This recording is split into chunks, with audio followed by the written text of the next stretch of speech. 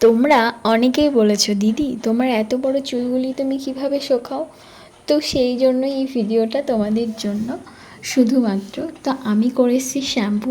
আজ শ্যাম্পু করতে করতে কিন্তু বিকাল হয়ে গেছিলো। তো এই যে আমার চুলগুলো যদি আমি এইভাবে দাঁড়িয়ে থেকে শোকাই তাহলে তো আমার জামা কাপড় ভিজে যাবে। তো ওই জন্য সব সময় আমি এরকম চেয়ার নিয়ে তার মানে বসে এইভাবে চুলগুলো উপর দিয়ে দিয়ে দিই।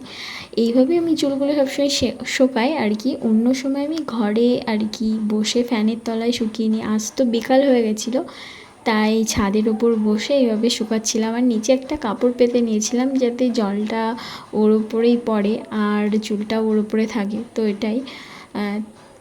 হ্যাঁ, আমি চুলে কখনো কোনো হেয়ার ড্রায়ার ব্যবহার করি না, কারণ আমার মনে হয় চুলটা কেমন যেন হার্ড হয়ে যায় প্রচণ্ড।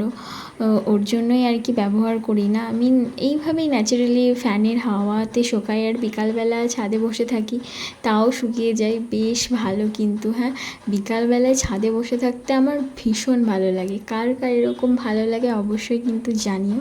চারিদিকে এত পাখির আওয়াজ, এত সুন্দর পরিবেশ, তাই না বলো?